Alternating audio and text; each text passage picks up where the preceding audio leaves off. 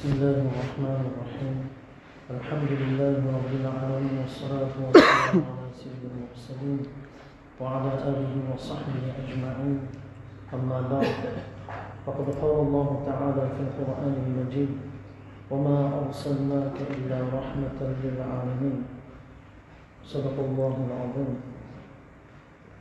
وقال النبي صلى الله عليه وسلم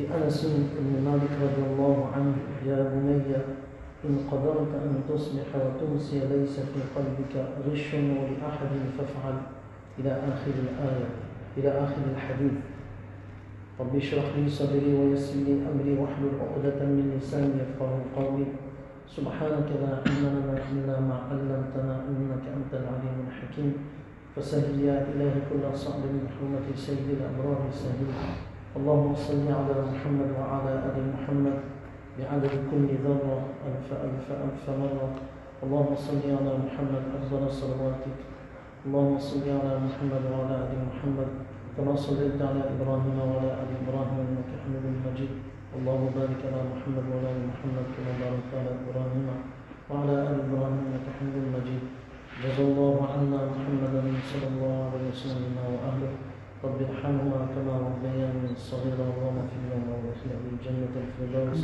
بغير حساب ولا سابق عذاب. Toutes les louanges appartiennent à Allah subhanahu wa ta'ala. Tout clément et très miséricordieux, celui qui nous a permis d'accomplir nos salats de Isha en congrégation, celui qui nous a accordé la sécurité, le bien-être, la santé, celui qui nous a accordé tous les moyens nécessaires pour venir à la masjid et accomplir tranquillement sa salat d'Isha. Ceci constitue une énorme faveur de la part d'Allah subhanahu wa ta'ala. Une autre faveur exceptionnelle de la part d'Allah subhanahu wa ta'ala, c'est de nous avoir accordé l'imam. La plus grande richesse est kalima la ilaha illallah Muhammad Rasulullah sallallahu alayhi wa sallam. Et Allah subhanahu wa ta'ala, après nous avoir donné ce imam, après nous avoir donné toutes ces faveurs, Allah subhanahu wa ta'ala nous a fait naître dans la Ummah de Rasulullah sallallahu alayhi wa sallam, la meilleure des communautés. Un homme exceptionnel, l'homme par lequel Allah subhanahu wa ta'ala dit wa rafa'na laka dhikrak, sans aucun doute, nous avons élevé ton nom. Lorsqu'on donne adhan, tous les ahadiths de Rasulullah sallallahu alayhi wa sallam, lorsqu'on prononce le nom de Rasulullah, on dit sallallahu alayhi wa sallam. Lorsqu'on voit une masjid, il est recommandé d'envoyer une prière et une salutation sur Rasulullah sallallahu alayhi wa sallam. Lorsqu'on passe en voiture dans une ville et qu'on voit un minaret, on lit une salutation sur Rasulullah sallallahu alayhi wa sallam. Un autre moment, Cheikh Wahba Zuhayli, rahimahullah ta'ala, qui est un éminent savant Hanafi, qui a écrit l'encyclopédie de tout le fiqh Hanafi, qui fait 23 volumes, subhanallah. Dedans il écrit, et Mufti Mahmoud Hassan Gangoui, rahimahullah ta'ala, de la même façon, et Ibn Abidin, rahimahullah ta'ala, tous les ulama Hanafi sont unanimes. Lorsqu'on lit le doigt du Qunut dans le witr, اللهم إنا نستعينك ونستغفرك ونؤمن بك ونتوكل عليك ونثني عليك الخير ونشكرك ولا نكفرك ونخلع ونترك من يفجرك اللهم إياك نعبد لك نصلي ونسجد وليك نسعى ونحفل ونرجو رحمتك ونخشى عذابك إن عذابك بالكفار ملحق. Avant de faire le recours, il est recommandé d'envoyer une prière et une salutation sur Rasulullah sallallahu alayhi wa sallam. La narration se trouve dans An-Nasai. وصلى الله على النبي محمد. Mufti Mahmoud rahimahullah ta'ala, il dit on peut lire n'importe quel durud. Si on apprend le durud enseigné par Rasulullah sallallahu alayhi wa sallam, وصلى الله على النبي محمد, ou bien on peut dire sallallahu alayhi wa sallam. Mais c'est quelque chose qui est recommandé, donc ne l'oublions pas. Allah subhanahu wa ta'ala, lorsqu'il dit وَمَا أَرْسَلْنَاكَ إِلَّا رَحْمَةً لِلْعَالَمِينَ, nous avons envoyé Rasulullah sallallahu alayhi wa sallam comme miséricorde pour l'univers. C'est-à-dire que même les créatures qui ne sont pas les êtres humains, les animaux, les arbres, tout ce qui nous entoure, le monde minéral, le monde végétal, le monde, tous les mondes bénéficient de cette miséricorde de la part d'Allah subhanahu wa ta'ala à cause de Rasulullah sallallahu alayhi wa sallam. Ça c'est vraiment exceptionnel. Wallah, c'est vraiment exceptionnel. Mullah Ali Qari rahimahullah ta'ala, il dit ce que Rasulullah sallallahu alayhi wa sallam est venu avec cet enseignement pour sababun is'adihim, c'est un moyen pour vous de connaître le bien-être. Wa mujibun li islahi ma'ashihim wa ma'adihim, et c'est un moyen de corriger, de rectifier, d'assainir vos moyens d'existence et l'au-delà.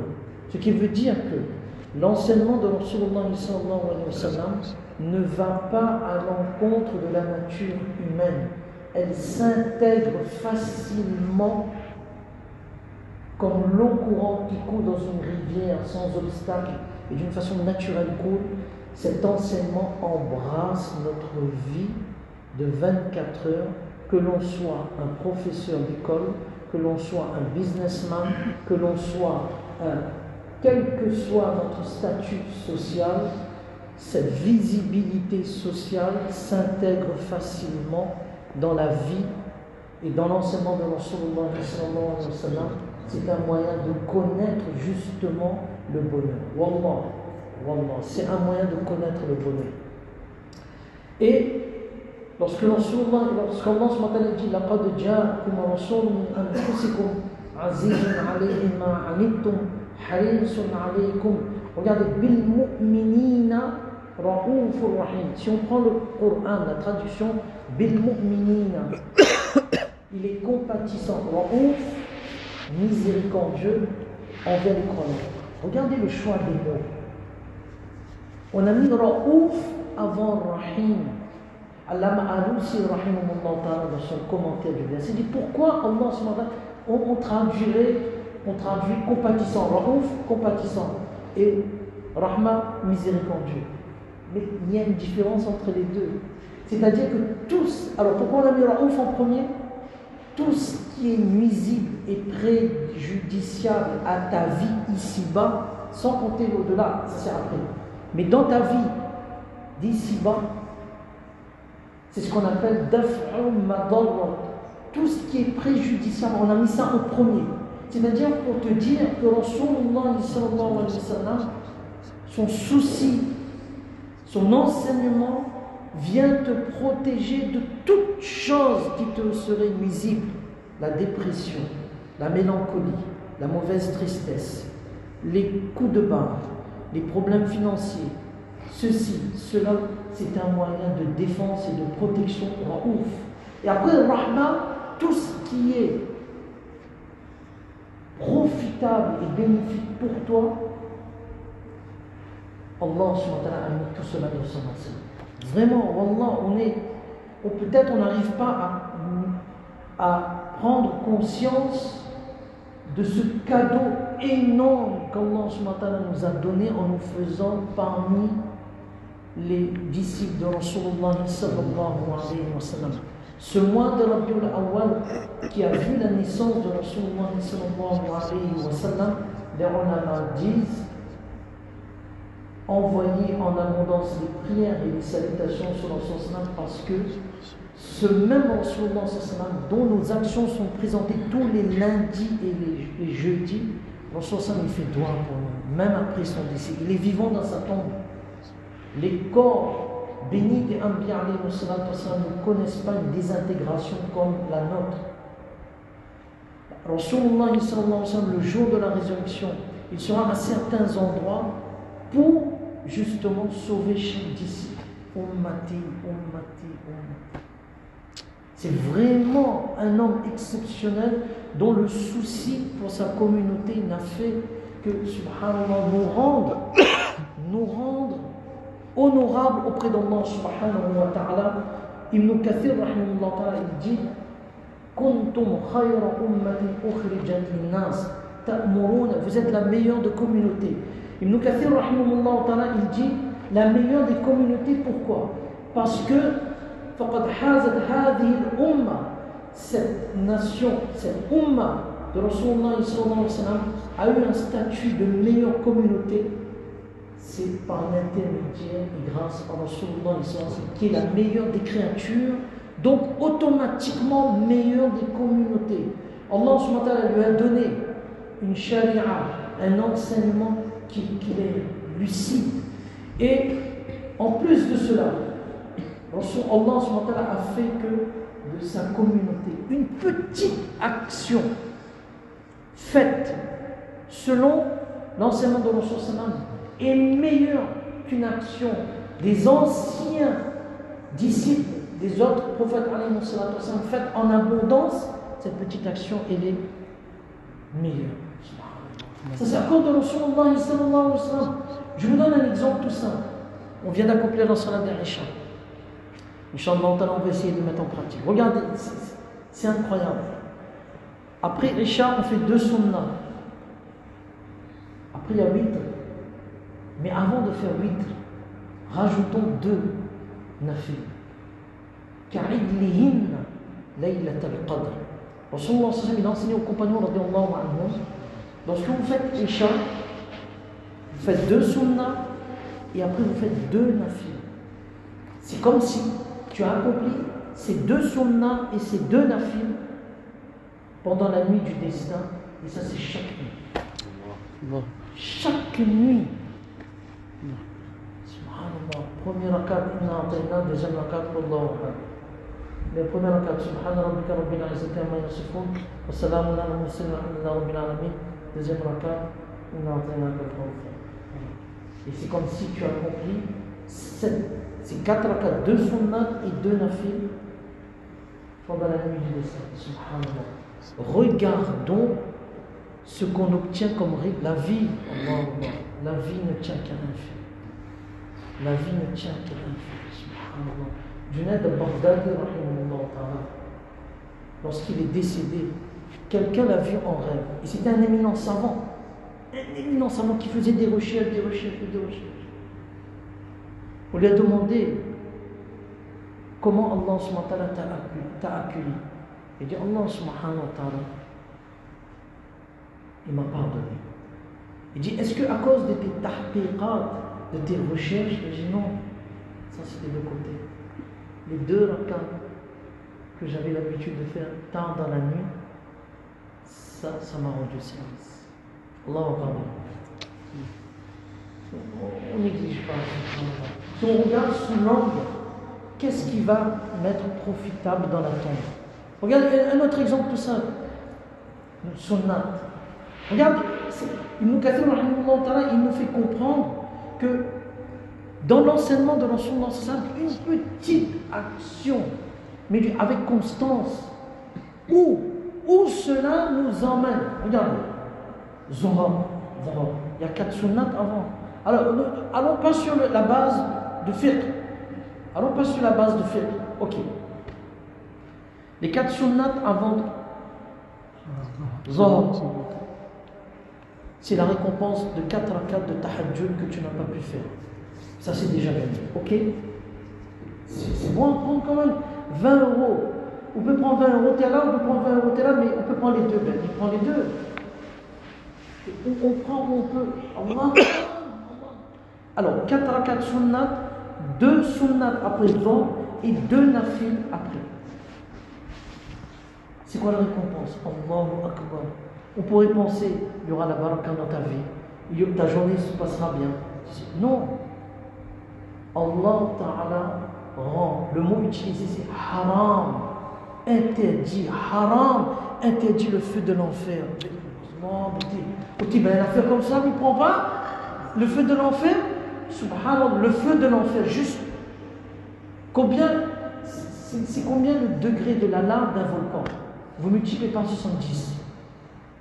C'est ça le feu de l'enfer. Combien?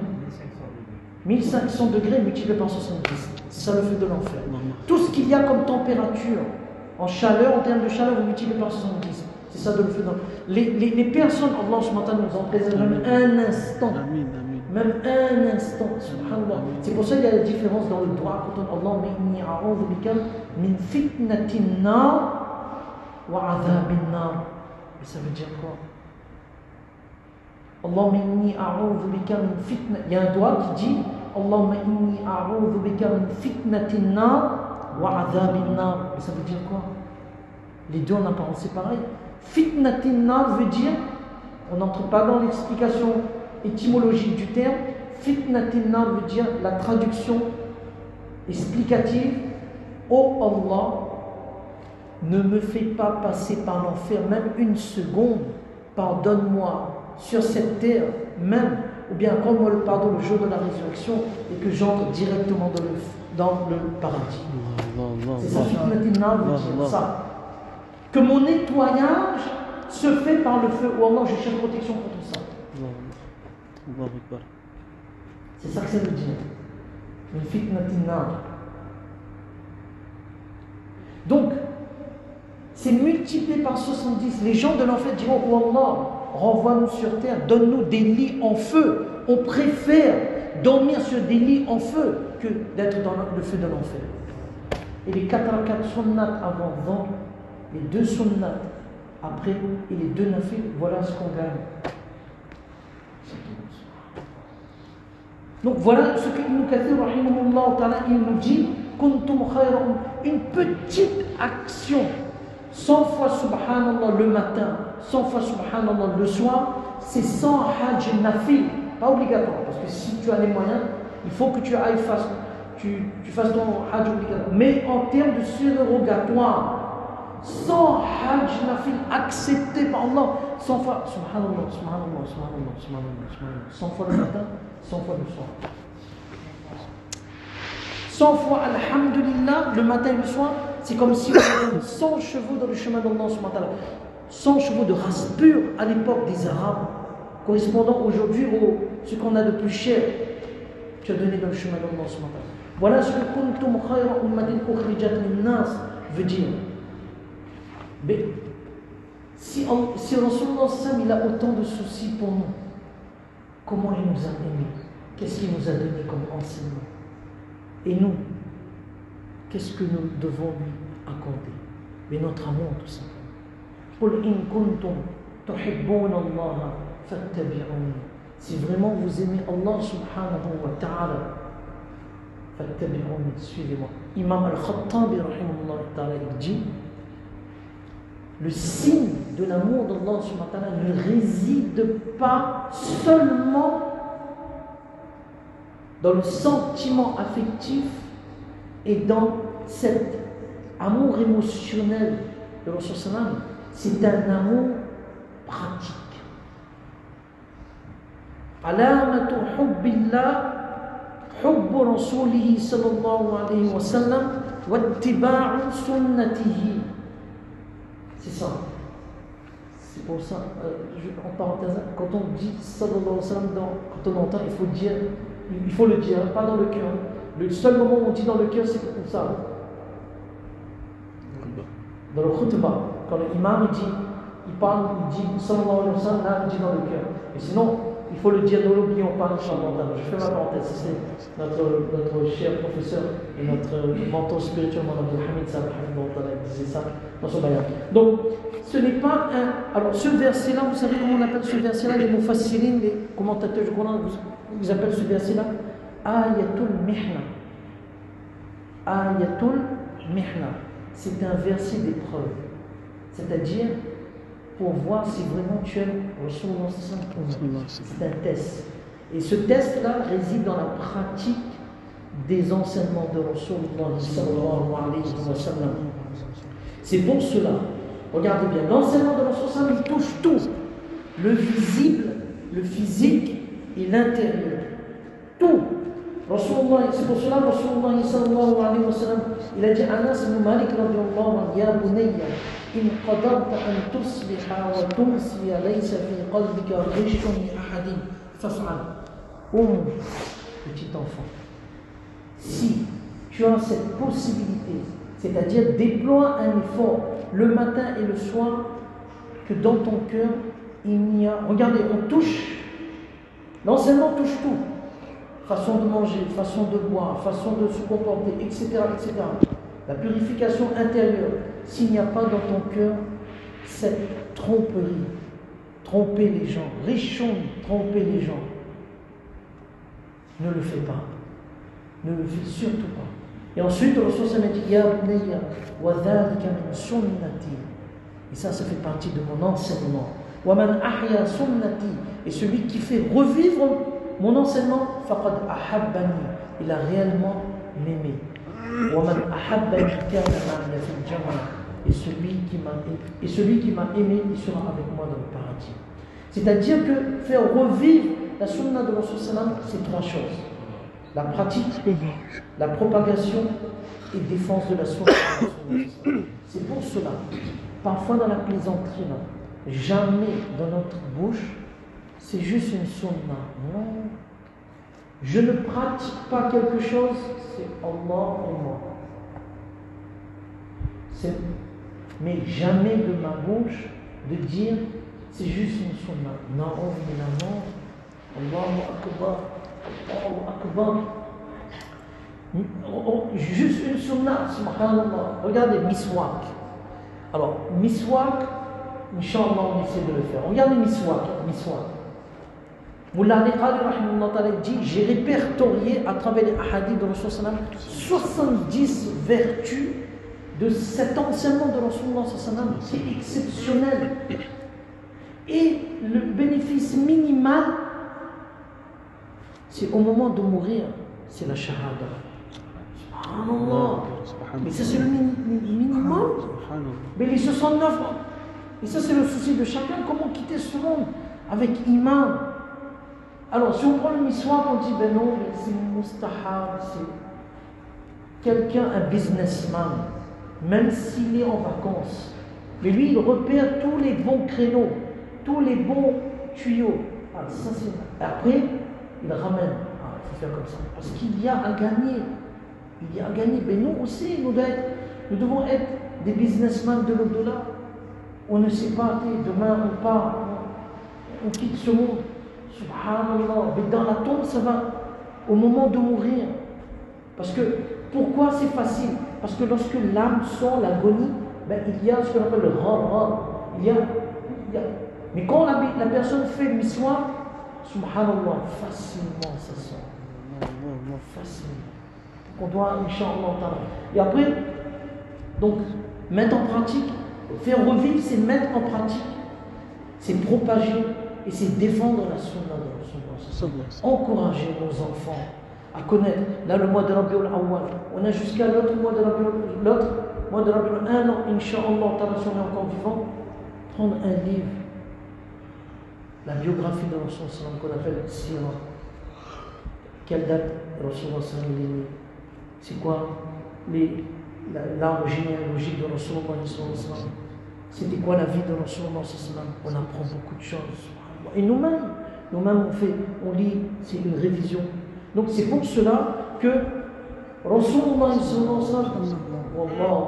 pour augmenter notre amour, pour augmenter la pratique, tout simplement la pratique. Ce n'est pas seulement, ça ne se limite pas seulement à une émotion, mais ça se diffuse à travers nos membres, à travers notre façon de parler, à travers nos agissements, à façon de penser, nos actes à la maison. Regardez, ce sahabi radiallahu anhu, il travaille, tous les sahaba radiallahu anhu travaillaient. Il y avait certains qui avaient des difficultés, Allah subhanahu wa ta'ala les a éprouvés dans ce sens-là. Mais le sahabi radiallahu anhu, il vient voir le Rasul sallam, il dit, Ya Rasul sallam, j'arrive pas à joindre les deux bouts, c'est difficile.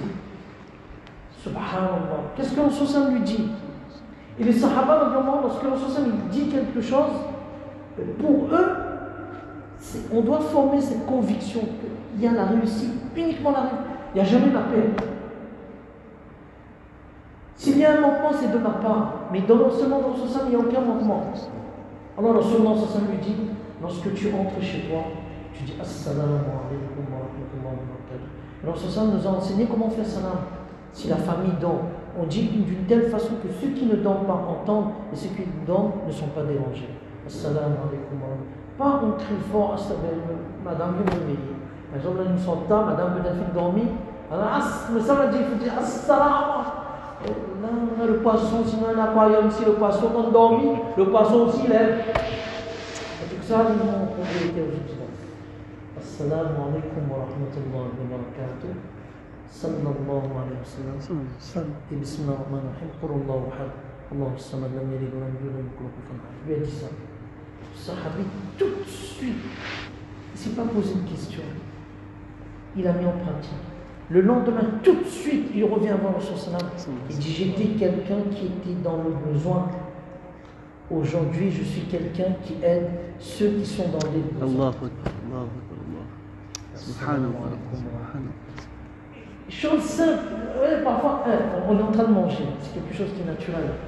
On dit bismillah, on se lave les mains, après, avant le repas et après le repas. Il n'y aura pas de pauvreté dans cette maison. Ça, c'est un hadith dans le social. Mais ce qui est extraordinaire, c'est que lorsque c'est une action naturelle, tu es en train de te nourrir. Donc, tu termines ton plat, le plat, il fait doigt. Et le doigt, c'est quoi? La mamouna de rahimati, il est incroyable, subhanallah.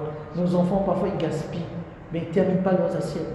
On leur dit, termine, je t'explique, je te donne, je te dis qu'est-ce qui va se passer. Le plat, il fait doigt. Mais quel doigt? C'est pas barakat. Barakat. Non, pas barakat. Qu'est-ce qu'il dit le plat? C'est incroyable, maman. Je ne sais pas, excusez-moi. Mais bon, on passe. Le plat, il dit, oh Allah. Il fait doigt. Oh Allah. Comme cette personne m'a protégé de shaitan en ne gaspillant pas sa nourriture. Oh Allah, préserve cette personne du feu de l'enfer. Subhanallah. Même n'importe quel organisme, vous n'est pas comme ça. Monsieur, voilà une garantie. Ah oh, paradis. Il feu de l'enfer. Ibn Umar, regardez le feu. Alors, je vous donne un autre exemple, juste. Le feu de l'enfer, Allah nous en préserve, vraiment. Il ne nous fasse pas comme Allah nous purifie à travers ce feu. Non, Allah, avant ça, il nous pardonne. Il nous pardonne sur cet thème au moment de mourir. Ibn Umar, une fois, il était en train de. Soit c'est Abdullah, Ibn Umar, ou bien c'est Amr bin As, ils étaient en train de faire cuire quelque chose. Et lui, il dit Amin. Alors les autres compagnons leur demandent, mais avec qui on cause là? Tu parles avec qui? Tu dis Amin, pourquoi?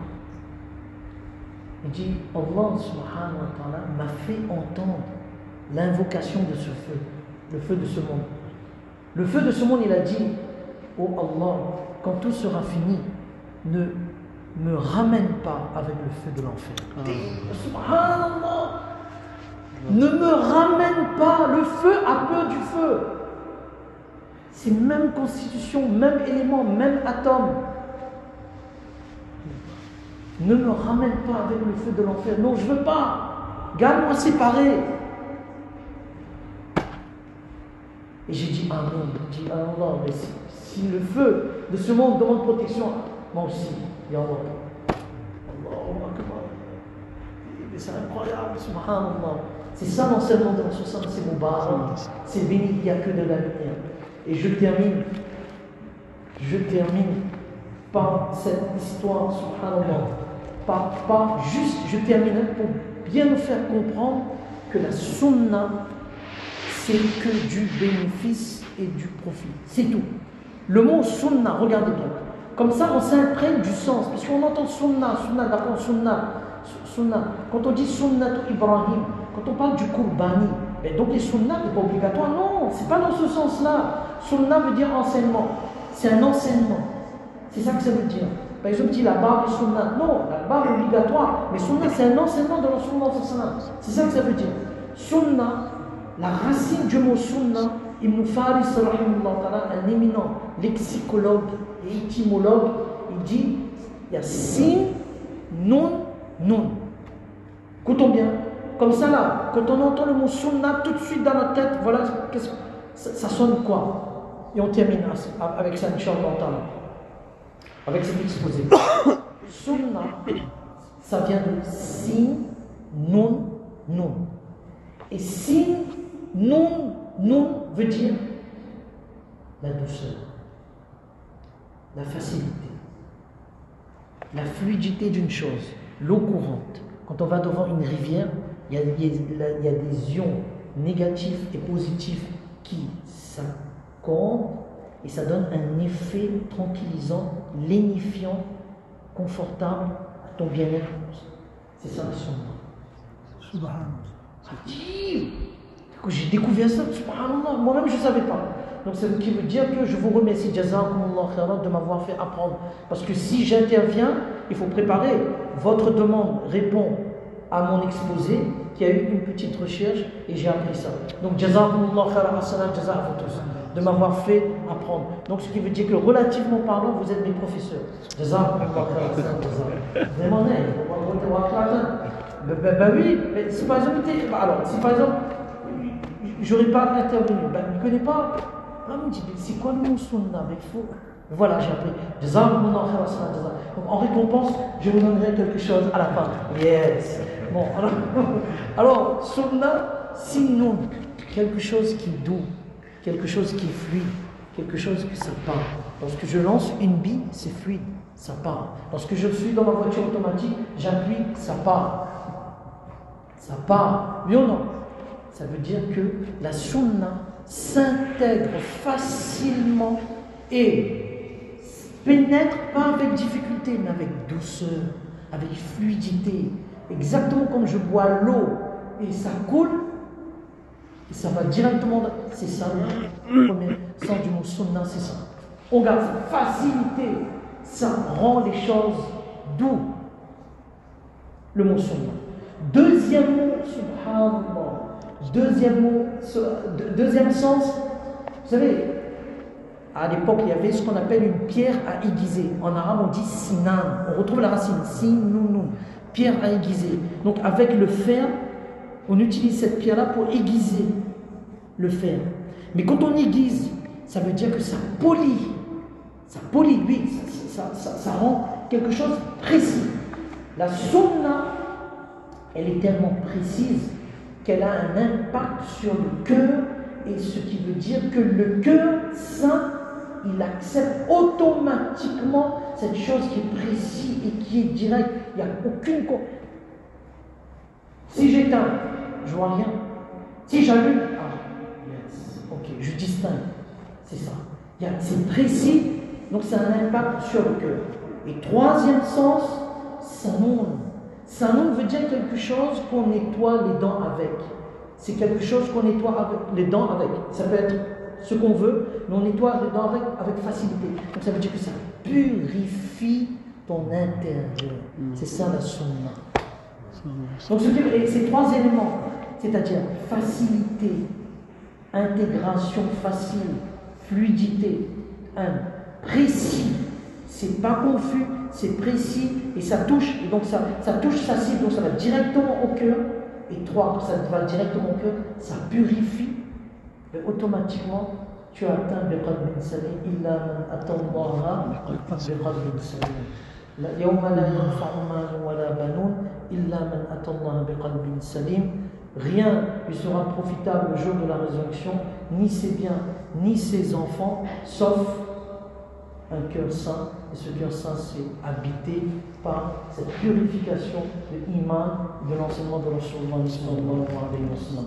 Allah subhanahu wa ta'ala donne tous la compréhension de ce qu'on vient de dire. Allah subhanahu wa ta'ala fasse que cet amour pour Rasulullah soit un amour sincère, authentique, à travers nos actions, Inch'Allah. Donc c'est pour cela, en abondance les salutations. On a demandé une fois à notre cher Abdul Hamid comment aimer la sunna. Il dit envoie en abondance, il dit aux gens d'envoyer en abondance les salutations et les prières. C'est un autre sujet. Wallah. Celui qui a l'habitude d'envoyer les prières et les salutations, la plus petite formule, c'est sallallahu alayhi wa sallam. Wallah, mes frères, wallah. Je jure par Allah.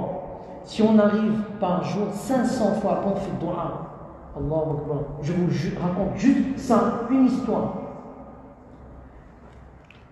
Je ne vais pas citer de nom, un des califats de Mawlana Zakir qui est en Angleterre. Écoutez bien. Il il a envoyé un audio. Dans cet audio, il dit, à l'époque, quand j'étais jeune, j'avais un ami qui était à Madinatul Munawwara. Et cet ami-là, c'était un ami d'Allah. Cet ami, lorsqu'il faisait salam, combien de personnes sont de cette catégorie?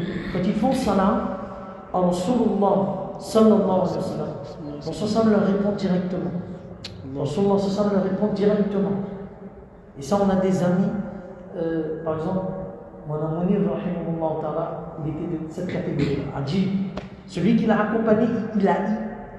Mon ami lui dit, attends, je dois parler avec Rasulullah sallallahu alayhi wa sallam, une heure de temps. Normalement, on n'entre pas. Le gardien, lorsqu'il a vu, il n'a pas pu l'empêcher. Il dit, entre. Une heure de temps, il est assis avec Rasulullah sallallahu alayhi wa sallam.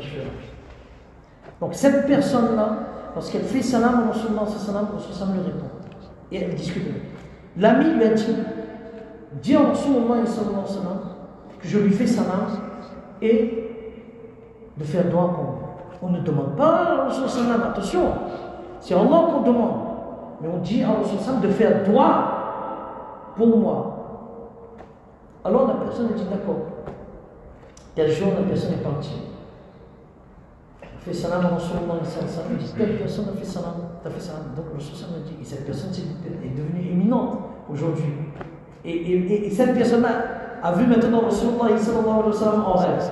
Donc pour vous dire le cheminement. Il a dit, dis à cette personne que je lui fais salam. Et dis à cette personne que Rasulullah sallallahu alayhi wa sallam lui a dit, lorsque tu es confronté à n'importe quelle difficulté, envoie sur moi 500 fois les prières et les salutations sur moi. Voilà. Et il va voir. Donc la personne, il est parti voir cette personne, il dit voilà ce que le Rasulullah a dit. Il a commencé à faire. Plus petite formule, c'est sallallahu alayhi wa sallam. Il a commencé à faire. Donc il a fait. Après, le Rasulullah a dit de faire droit. C'est de faire droit. Il a fait droit. Maintenant, la personne dit, le Khalifa dit, n'importe quelle personne vient me voir pour une difficulté, je lui donne la même raison. Et si la difficulté ne se dissipe pas, il y a quelque chose, un manquement de notre part. Ce n'est pas dans les dos, mais Wallah, je vous jure, dans les prières et les salutations sur le Rasulullah, Allahu Akbar, Allah vous ouvre des portes que vous ne pouvez même pas imaginer. Et automatiquement, cet amour, pour pratiquer sur n'importe quel sunnah de Rasulullah, vous vient automatiquement. Wallah, et ça va nous rendre service. Je vous jure, lorsque, oui, 2 minutes, regardez bien, le Qari, je ne rappelle plus son nom, il est aveugle. Il était dans le train, donc il raconte cette histoire en faisant le commentaire de Ya ayyuhalladhina amanu sallu alayhi wa sallam. Il dit j'étais dans le train. Il est aveugle, il est accompagné de son disciple. Il s'assoit, il entend quelqu'un dire sallallahu alayhi wa sallam, Allahumma salli ala Muhammad. Il dit fort. C'est qui êtes-vous? Elle dit je suis un brahman. Hein? J'ai pas entendu. Tu es aveugle, mais vous pouvez répéter. Il dit je suis un brahman. Elle dit non, c'est pas possible. Vous lisez des prières, des salutations sur Rasulullah sallallahu alayhi wa sallam? Il dit oui. Et il lui a dit combien tu fais? Elle dit 1000 fois. Elle dit pourquoi? Elle dit laisse-moi te raconter mon histoire. Il dit j'étais un entrepreneur, un brahman, mais un entrepreneur en même temps, gros businessman. J'ai fait faillite. Donc j'avais un ami, alim. Et le alim, dans sa tête, il avait que cette personne, Inch'Allah, va embrasser l'islam. Je lui donne un moyen pour. Il m'a dit, lis 1000 fois par jour et priez les salutations sur ça. J'ai commencé. J'ai eu telle conviction que tout ce que j'ai perdu, j'ai rattrapé. Et je ne lâche plus. Et à aucune conviction. Cyclone arrive. L'âme s'attrape de l'eau parce que la conviction c'est une information. Aïe. Ok, I finish. Jazakumullah khairan. C'était juste un rappel pour nous faire comprendre de l'importance de Rasulullah et de son enseignement. Et comme cadeau, comme vous avez, alhamdulillah, jazakumullah khairan, ahsan al-jaza. Alors, les salutations le vendredi, là, normalement, on connaît qu'il y a après Asr. Alors, pour sortir des recherches académiques et des divergences académiques, celui qui lit 80 fois Durud à n'importe quel moment, à n'importe quel moment, ça peut être à n'importe quel moment du vendredi, c'est-à-dire ça peut être jeudi soir, alhamdulillah, en venant en voiture. Donc ici, j'ai lu les 80 Durud finis. Voilà, on passe à autre chose. C'est-à-dire que les 80, Allahumma salli ala Muhammad, abdika wa nabiyyika wa rasulika nabiyyil ummi. On peut lire à partir de jeudi soir, on a jusqu'à vendredi avant. On peut lire vendredi après Asa, après Jum'a, avant Jum'a, on lit 20 ce soir, 20 demain matin, pourvu qu'on arrive 80, et après le reste du temps, on lit Durud Sharif, bien sûr sur le Kahf. تيجي فجزاكم الله خيرا. جزاكم الله خيرا. سبحان الله وبحمده سبحانك اللهم وبحمده.